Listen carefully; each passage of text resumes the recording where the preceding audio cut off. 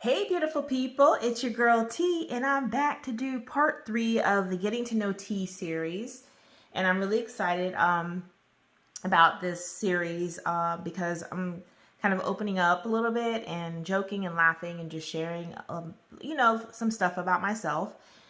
And really exciting when people ask questions. I only got 2 questions from subscribers from the last video, so that's okay. I found some random questions to ask.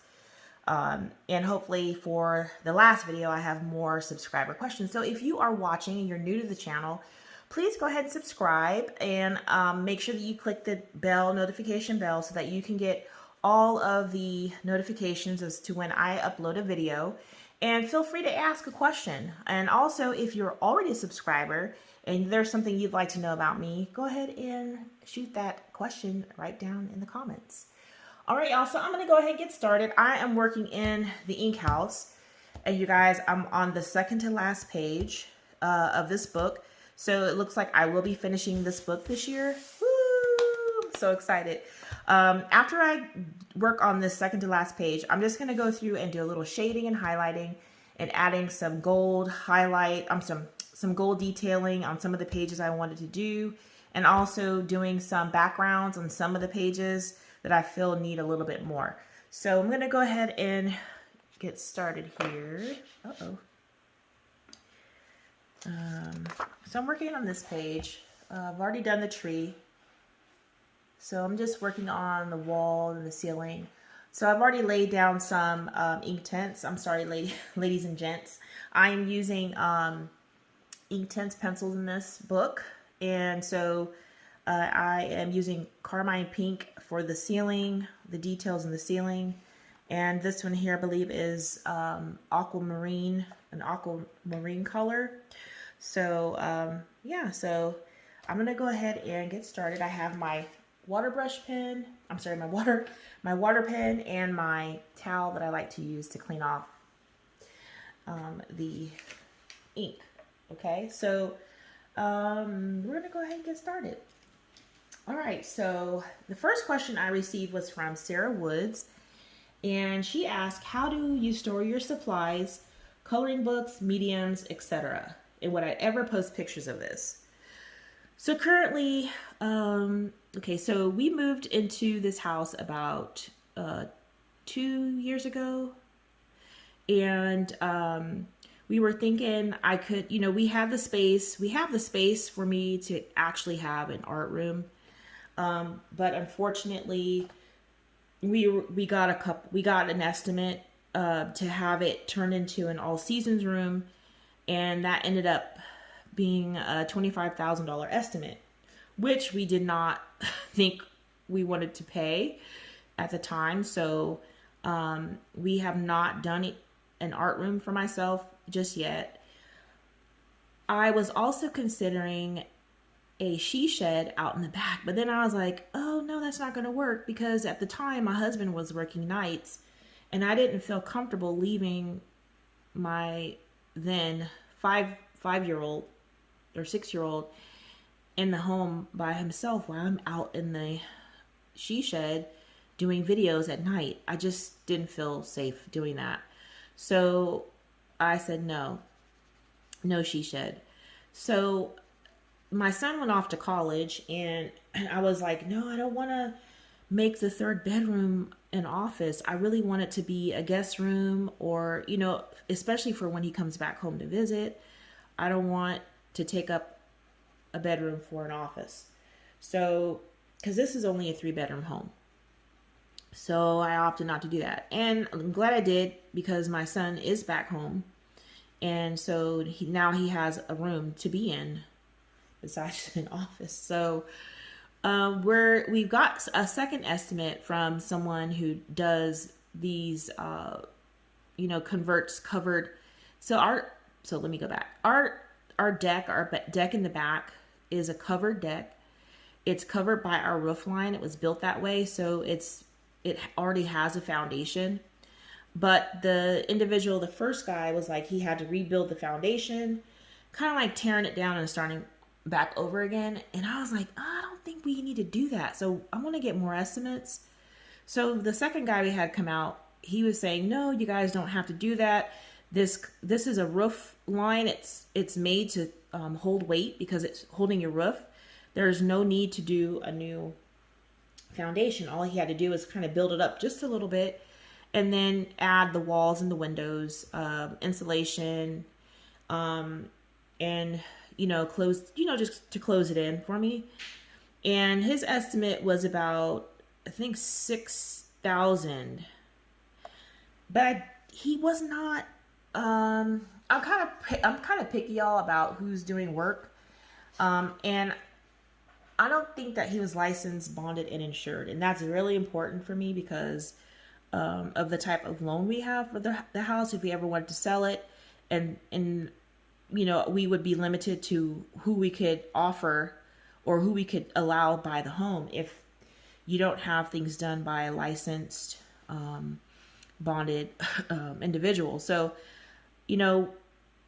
that matters to me. Not that I want to sell the home just yet, but, I want to make sure that we're covered, that individual is covered, no accidents. I don't want any lawsuits, nothing like that. So right now we're still contemplating him, but we have another guy who's going to come out and do an estimate who is licensed, bonded, and insured that we do know because my husband's coworker has this individual doing work on his home.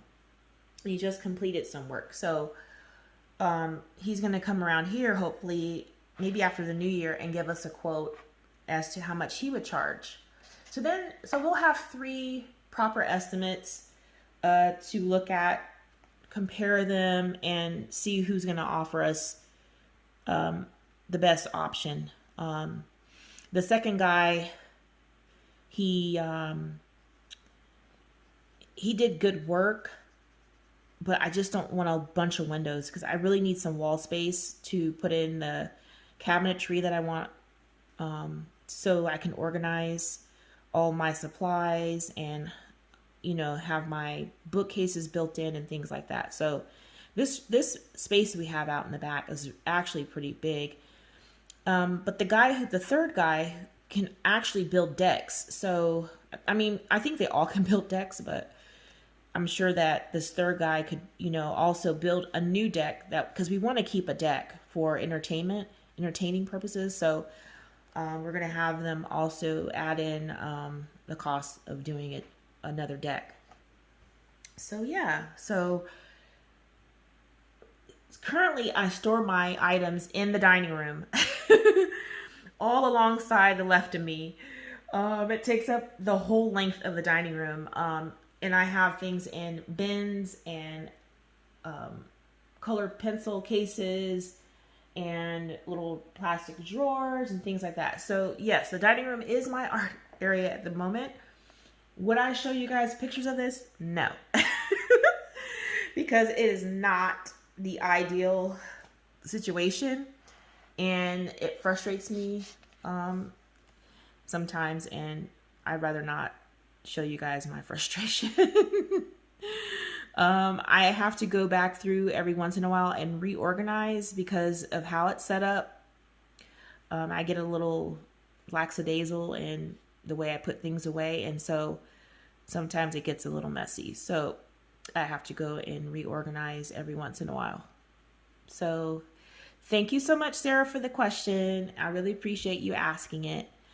All right, so the next question is from Thunder Junkie, and she asked me to name my top 5 favorite music groups and or artists. So this is not in any particular order. So the first one I would say is Isaac Curry. He is a gospel artist.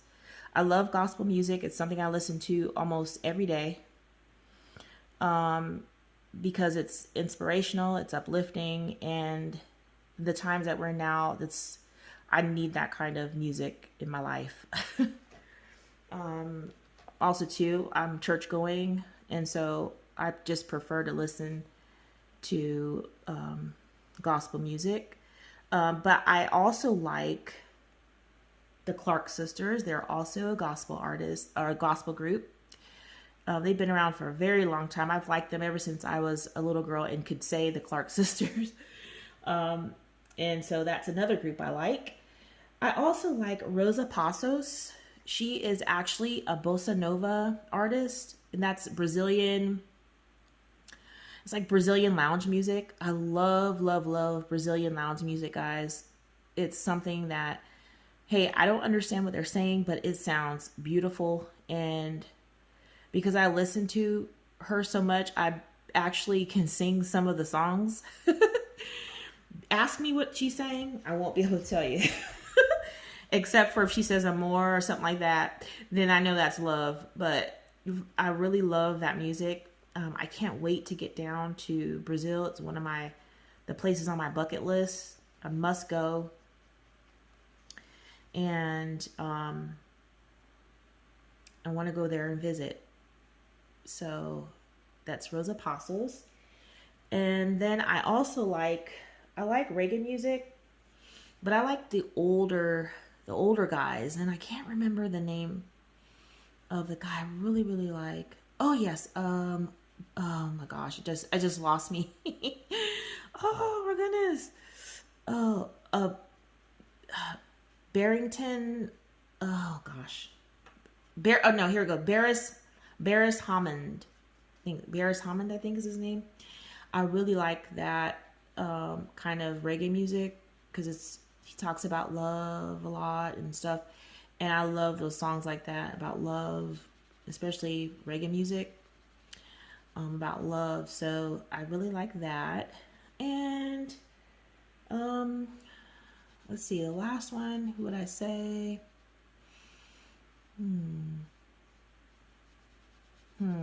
You guys, I like Fantasia because I like her story. How she started, where she came from, her journey to becoming a singer. I really like her story, so I will have to add her to the top of 5. And so I want to thank you, Thunder Junkie, for the question. That was really good. It was kind of hard to say top 5 favorites, but those ones I really enjoy at the moment. All right, so now I'm going to get into some questions that I came up with or randomly found online. So the next one is, you're stranded on an island. Are you alone or with your worst enemy? So I am a social person. I don't think that I could be on an island alone. So I would rather go to an island with my worst enemy, because that gives me the opportunity to actually resolve whatever issues we have. It'll be a time for listening, probably a time for arguing. But I would prefer to go with my worst enemy, because that gives me an opportunity to find out, first of all, why am I your worst enemy? I don't think I have any, first of all. But I would want to know why I'm your worst enemy, or you're my worst enemy. And, what did I do? Is it something that I did intentionally? Is it something I didn't even know I did? Because a lot of times, we do things, we don't realize we're hurting people's feelings because they never tell you. But you wonder, I haven't talked to this person in a long time. I wonder what's going on with them. And then come to find out, a lot of times they're upset with you about something you didn't even know you did. So communication is very important. I've always tried to be that way, like communicate things, how I'm feeling, or, if especially with friends, I really didn't like what you said to me the other day. But, usually I don't I'm not somebody who takes kind of things people say too personal, like, especially if they're having a bad day. You can kind of tell when somebody's having a bad day, especially with friends. I'll just leave you alone. We don't have to talk. I'm good. Because I don't want you to say something to me and then I snap back. Because I'm one of those people, I'll snap back. Like, hey, what's wrong with you? What did I do to you? So I'd rather go with, my worst enemy. I wouldn't want to be alone, because then you have to survive. Try to survive on your own, and I'd rather try to survive with someone helping me. That's another reason why as well. So, all right, next question is, what's your favorite type of sandwich? My favorite type of sandwich is an Italian sandwich. It could be spicy, not spicy, but I love Italian subs. That's the one with, it comes with like pepperoni, salami, and it has like Genoa salami. It has like, sometimes they put ham on it, just different ways people make it. But I love Italian subs, and they have to have the red wine vinegar or vinegar and oil, and the banana peppers, olives, a little bit of onions because I'm not really big on raw onion, and a little extra mayo. So that is my favorite sandwich of all time. I am stuck on an Italian sub, big time. All right, next question is favorite author. So I don't really have a favorite, but one that I have enjoyed in the past maybe 6 months reading are Walter Mosley books. He's got the Easy Rollins series, and I talked to my mom the other day, and she was like, I told her which one I had read. She goes, I haven't heard about that one. She's like, and she goes to his website that shows all the books that he's written and, you know, what order they came out. She goes, you're bouncing around. You need to start from the beginning. So now I have this list of all the ones I need to start reading from the beginning. She goes, you don't know these people. You don't know what's going on because you're reading all over the place. So I said, okay, I'll go ahead and get ready to read, you know, from the beginning. But the book I read, I said, oh my gosh, Mama, was so good. And she says, yeah. And I said, you can't even put the book down. When you start reading Walter Mosley, you cannot put down the books. And they're like mysteries, murder mysteries or mystery books. And they are so well written. I love his style of writing. And I can't wait to start reading from the beginning. Then I can discuss the books with my mom. But she's read, I think, most of the Easy Rollins series, and I'm trying to be like her. She's an avid reader. She reads all the time. Maybe like, I think she said 3 to 5 books a week. So, but yeah. All right. So next, your favorite movie genre. All right. So I am the only girl or woman, female in this house. And nobody likes to watch chick flicks like that. So I love chick flicks, and a lot of times I have to watch them when they're gone or in my bedroom, in the master bedroom. And I like romantic comedies or just romance movies. And so, yeah, those kind of like chick flicks, because nobody wants to watch them with me.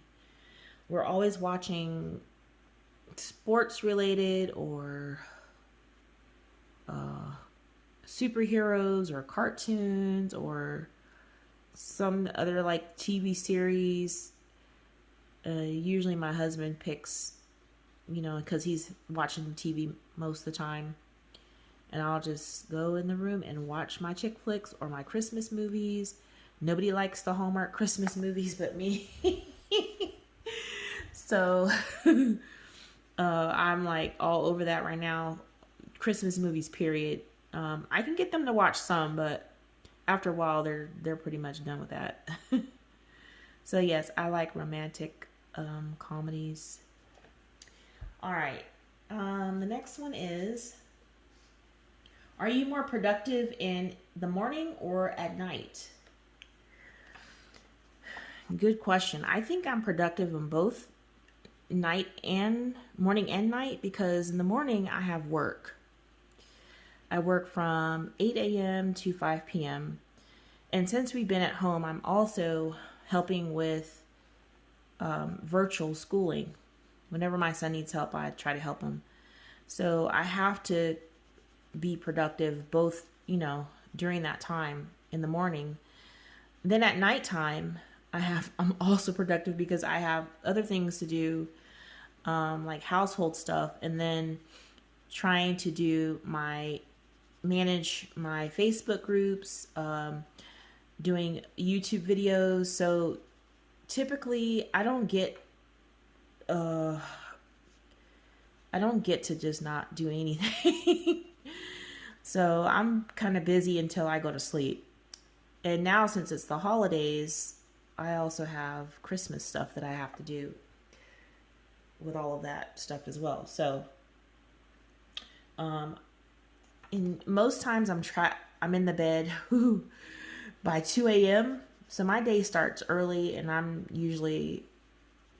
try to be in bed by 2. Sometimes I'm up till 3 or 4 o'clock in the morning because I'm so wired up or wound up I can't go to sleep. So, and no, I'm not drinking coffee. It's just I can't sleep for some reason. A little bit of an insomnia, I guess. But I'm not saying I have that, but sometimes I just don't go to sleep. And then I'm back up at 7:30 getting ready for the workday. And so, yeah, that can be rough on me sometimes. So sometimes I am in the bed early and sometimes I'm not. So next one is, what's one thing you're most grateful for this holiday season? The one thing I'm most grateful for this holiday season is my family. I'm grateful that all my family, the one I live with, and my family, my brothers, my mom, dad, those guys, I'm grateful that they're all doing well. Nobody has gotten COVID. I feel so sad for the families who've lost people. I don't want to take life for granted. I'm getting a little emotional here, sorry. Don't want to take life for granted because, we're not promised tomorrow. So you have to live every moment, letting people know, the people you love, letting them know that you love them. And, that you care about them. I'm most grateful that my family is doing well and nobody's sick. And that's a blessing because there's a lot of people who've lost loved ones and it's hard for them around this holidays. I couldn't imagine losing my mom, dad, anyone, to COVID. So everybody be careful out there, just be careful, try to social distance until things get better. We have to take these precautions and make sure that we're safe, and we're making sure that the people we love are safe too. All right, so my next question is, what's your favorite Christmas song? So, my favorite Christmas song is The Christmas Song. And I decided just to sing a little bit for you guys. I asked my son to do it and he was like, no. Because he said, I sang for your Zoom group Friday. I don't want to sing again. I'm like, come on. He goes, no, you do it. Okay, so I'm going to sing a little bit of the song for you guys. I got the words written out here because I kind of get mixed up with them. So I'm going to try to sing this for you guys, okay? Just a verse or two. That's it. Chestnuts roasting on an open fire, Jack Frost nipping at your nose, Yuletide carols being sung by a choir, and folks dressed up like Eskimos. Everybody knows a turkey and some mistletoe will help to make a season bright. Tiny tots with their eyes all aglow, will find it hard to sleep tonight. All right, y'all, that's it. That's it. Wasn't great. Probably a little pitchy, but hey, you get the point. That's my favorite song. And I like every version of that song, jazz, traditional, whatever. It is my favorite song. My favorite Christmas song. And it reminds me of my grandmother, rest her soul. She was like, I want to call her the Christmas queen. She, some of the best Christmas decorating I've ever seen was done by my grandmother. She had villages set up in the living room. I mean, with trains going through these villages with snow, music. I mean, huge Christmas tree with ornaments like the size of baseballs or bigger. I mean, just magical. Very, very nice. And that wasn't one of the songs she would sing too, and it's just one of my favorite songs, so I thought I'd share that with you guys, just a little bit of it. All right, and then the last question I have is, if you could travel anywhere for Christmas, where would you go? So I would go home to Southern California because I miss my family. I'm so homesick for my family, guys. It's been over 2 years since I've been able to go home. My grandfather turns 89 this year. He's my last living grandparent. I'm sorry, I was just a little emotional. And I just want to see my family. I miss them. We're pretty close. I talk to my mom almost like 3 or 4 times a day. I really miss my family, and I typically get to go home at least once or twice a year. And since COVID-19 this year, I plan to go home, but I can't. I'm not gonna put anybody at risk, and I don't want to get sick either, so I'm gonna stay home. So yeah, I really miss my family. I'm homesick, and I get that way sometimes. You know, my husband's family lives like 3 hours from here, and so, you know, he would, before COVID, he could go home anytime he wanted to with just a drive. You know, for me, it takes more planning, and I have to figure out what we're gonna do with Christian because of school. It's just a lot more planning involved, and you know,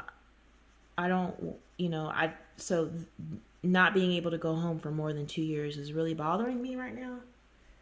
Maybe because of COVID-19 is making me more emotional about it sometimes.